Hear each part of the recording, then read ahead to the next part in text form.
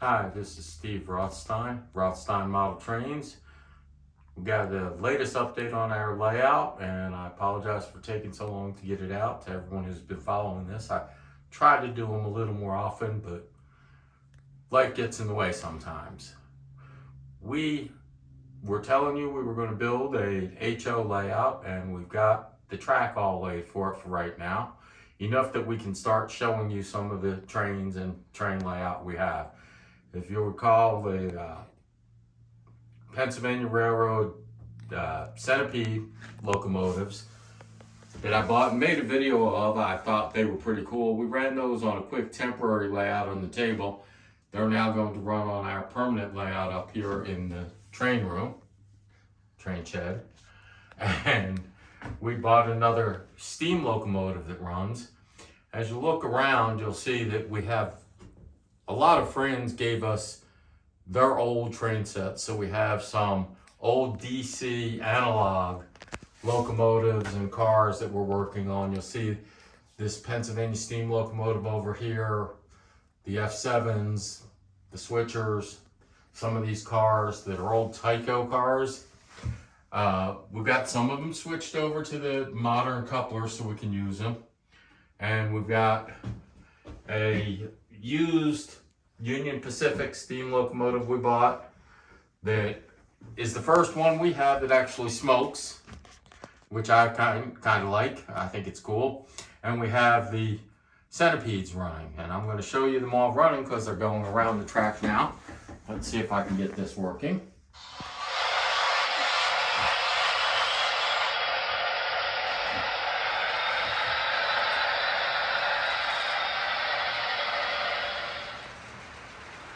I've cut off the sound so you can hear us as we're talking. First coming around is the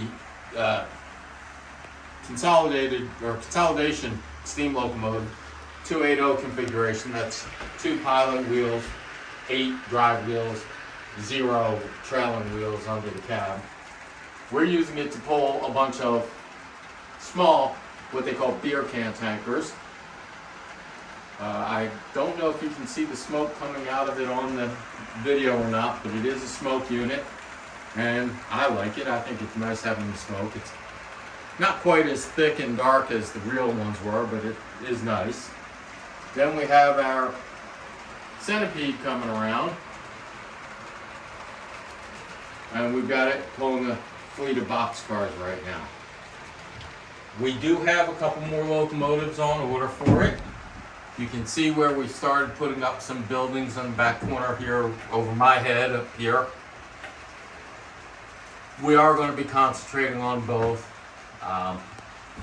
We are trying not to show you how messed up the end scale layout is right now because we've been using it almost as a storage shelf while we work on this one.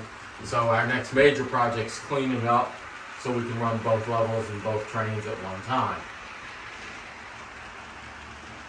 We are going to be getting... you lost your cars. Lost the cars. Well, it'll pick them up next time around. It's going slow enough. Yeah. That's one of the problems with the brand new ones and using some of the older cars like that is, even though the couplers are similar designs, they don't work together as well as we'd like. So let's see how bad the bump is. There you go.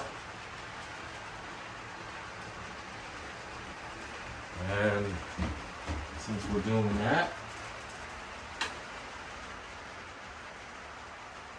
stop. Go in reverse, come on.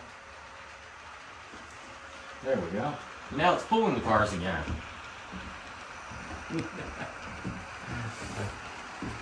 Maybe it'll stick better on this end than the other. So, I just wanted to show you, we did get the layout, the first 2 tracks of it built. We have the switches, turnouts, so that they can change lanes set up. We don't have them wired to work yet. We are looking at expanding the layout with freight yard or something similar. You can see how much room there is behind between the layout and the wall, between the tracks and the wall. And on the two sides, we're going to fill that in somehow. I'm not sure exactly yet what we're going to do for that. But we are going to have something in there. But it took a while, and that's where we're at now. And yes, we will be getting some more end gauge stuff in soon. I'm still looking for a 1800s German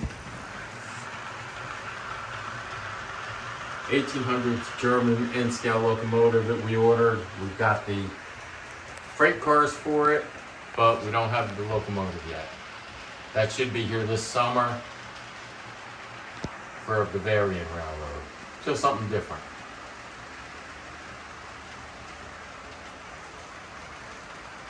And that's our current status, and I thank you for your support.